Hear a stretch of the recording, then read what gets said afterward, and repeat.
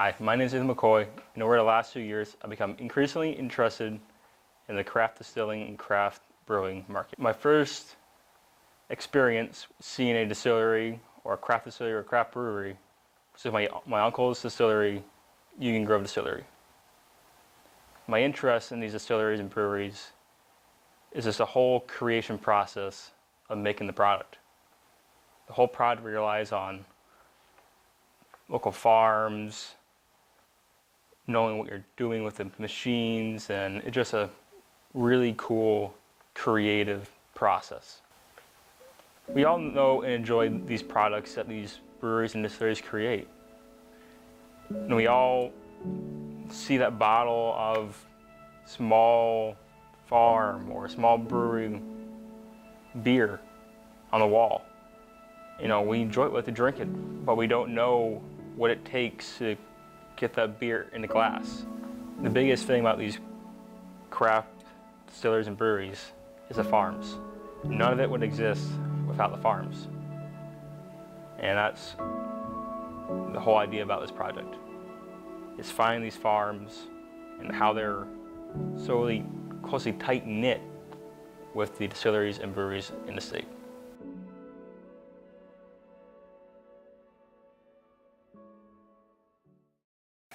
My name is Jacob Hooper, and I'm general manager of basically all the field operations. It's Barber's Farm. I'm the 6th generation here at the farm. Currently I work with my Aunt Cindy, who's 5th generation. We're partners. The original farm was purchased by my great-great-great-grandfather in 1857. And started out very small, and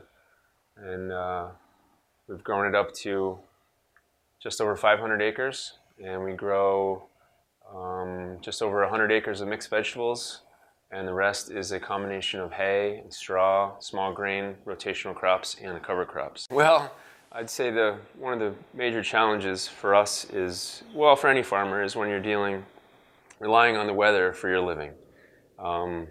My aunt always jokes that we don't need to go to Vegas to gamble. We just get up every morning and go to work. The real deal is Mother Nature and what she can deal. We were really dealt quite a sobering blow in 2011 with Hurricane Irene, basically inundating the entire valley.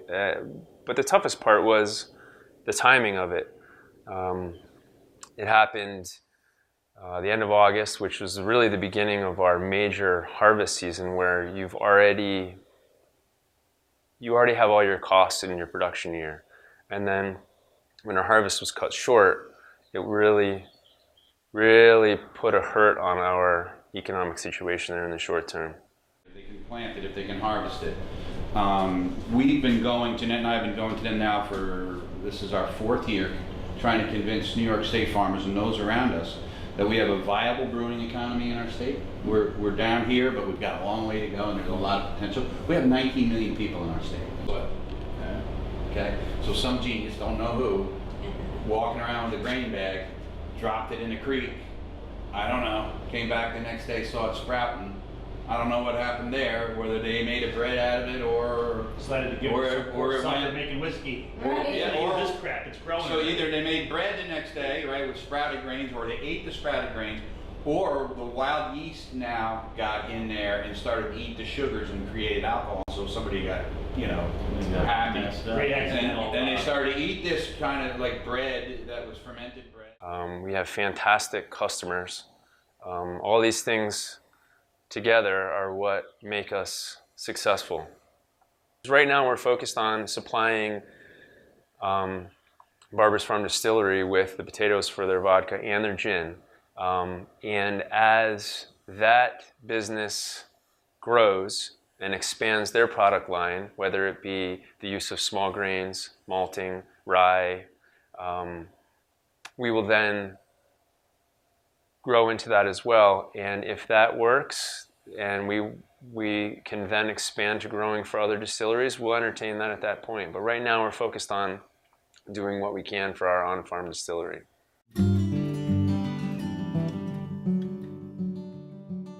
My name is Brian Mulder. and I'm a co-owner here at Union Grove Distillery. And my position is a little bit of everything. Distiller, bartender, dishwasher, floor cleaner, driveway, parking lot, flower. Mr. Pasquarella. And I'm Todd Pasquarella, and I'm the other 50% partner, and do all the rest of what he said and whatever else doesn't get done.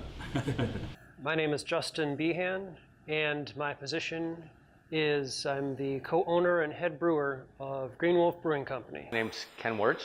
I'm the founder and head distiller here at Kymar Farm Winery and Distillery. So I looked around in Middleburg, in the heart of the Schoharie Valley.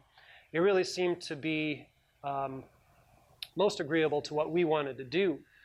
And soon thereafter, after we found a building to start the business, I just met so many amazing business owners and community leaders and just everyday folk that were interested in and excited about the notion of a small brewery coming to a small town. So September 11th, 2001 was obviously a really bad day for the country. It was a bad day for me personally and people I knew that were impacted. I was traveling that day. I was actually more than 2/3 across the country. I had to drive back 24 hours. I spent the next month in the city rebuilding trading floors. And then I decided to have a little chat with my wife that we needed to buy some property. We purchased the building and worked on it for about a year. The building was built in 1920. It's a very historic property in downtown Arkville. And it's got a lot of great history, a lot of great businesses have been here before. So 3 years old now. Our very first product is Schoharie Mapplejack. It is still one of our best-selling products. That's an aged apple brandy. We Solera age it. And then we add just a little bit of maple syrup, which is made by the Terrells right up the road here on Baptist Church Road, just before bottling. Well, we started with a single product, so we started with our vodka made from locally sourced apple cider and wheat. We created each product requires a certain amount of research and then sourcing of ingredients and trials to kind of get the process down, so they were not able to happen all simultaneously. So we worked one by one through the products that we currently have available. The second one that we were able to create, another unaged spirit, vodka made from maple syrup, again locally sourced maple syrup, and then we created our maple spirit after that, which is a little bit more complicated. It's an aged rum-style spirit made from local maple syrup. So again, taking the locally available ingredients and sort of imagining what would be possible to make from them, and then we moved on to a rye whiskey, which is not in stock at the moment, but will be again in the spring. And finally, we just released a gin, yet again using locally sourced botanicals. So that theme kind of runs through everything we've got here. Is if we can't really get it within arm's reach, it really hasn't made sense for us to play with it yet. All Green Wolf ales are made at the Green Wolf Brew House, which is now separated just a few doors down from the public house, which we're in here. 100% of our hops not only are from New York State, but they're from within Schoharie County or just a short distance outside of Schoharie County. And at this point, I can't say quite 100% of our grains are from New York State. Almost every single batch now, 100% of our grains are New York State grown and malted. What it takes to be a New York State farm distillery. Now, farm distillery and farm winery are very different. And on the farm winery side, you actually have to be a grower. And I like that. I like that on the winery side of it, they have stuck to the original intent of the law. Whereas on the farm distillery, all you have to do is show that you're using, well, it's not all, it's not that easy in some cases.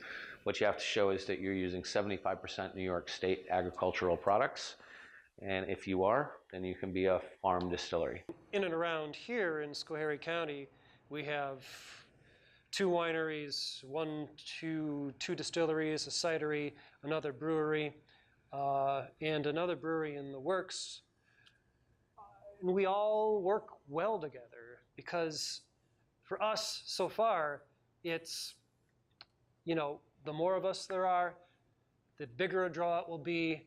And especially with the millennial generation, I mean, every year another generation of millennials being 21, it's that 21 to 35-year-old demographic that's really changing the industry. Well, they do rely on the local farms a lot because they need the local grains to be a New York craft brewery or distillery.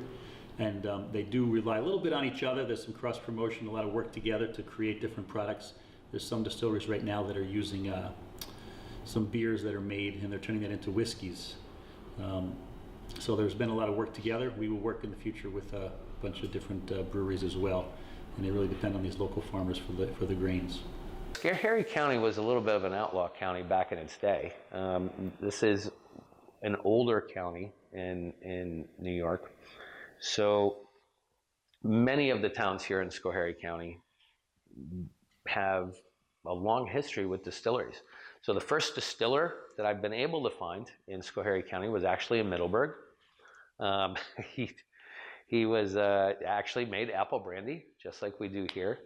And people felt that he was bewitched and he fell off a cliff and he died like 10 days later. That was in either late 1700s, early 1800s. He's the first one I could find that was distilling here. But there have been multiple distilleries in Middleburg, Cobleskill, even here in Charlottesville. So a lot of people don't realize the property we actually sit on right now, not this building, but this was a Methodist seminary.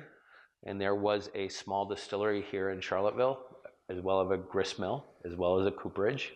So communities had their own little things. Same thing in the town of Summit, just 5 miles up the road. They had a distillery, they had a grist mill, they had a cooperage.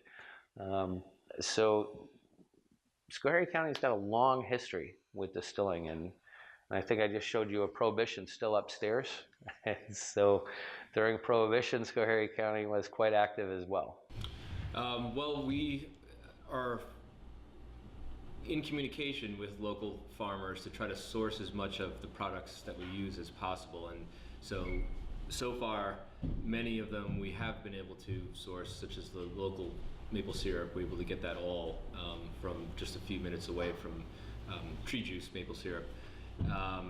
When it comes to grain, small grains are a little bit trickier because the infrastructure for growing, harvesting, processing grain in New York State was all but lost with Prohibition. Hops have always grown well in our state. For that matter, in the late 1800s into the early 1900s, New York State was the most important place in the country for growing hops. Admittedly, large agriculture was moving west, so the hops went with large agriculture in general. That being said, it's come back as a really important niche crop for the farm breweries here because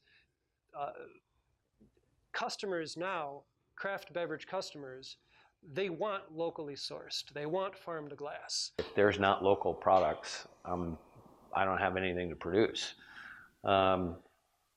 So we work really closely with farmers to establish a reliable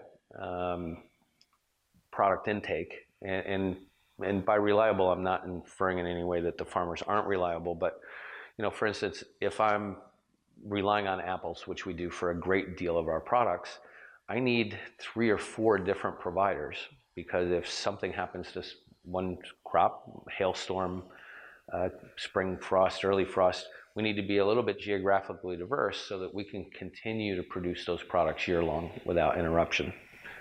But our relationship, you pick a product off the shelf upstairs, I can tell you the farmer that grew it.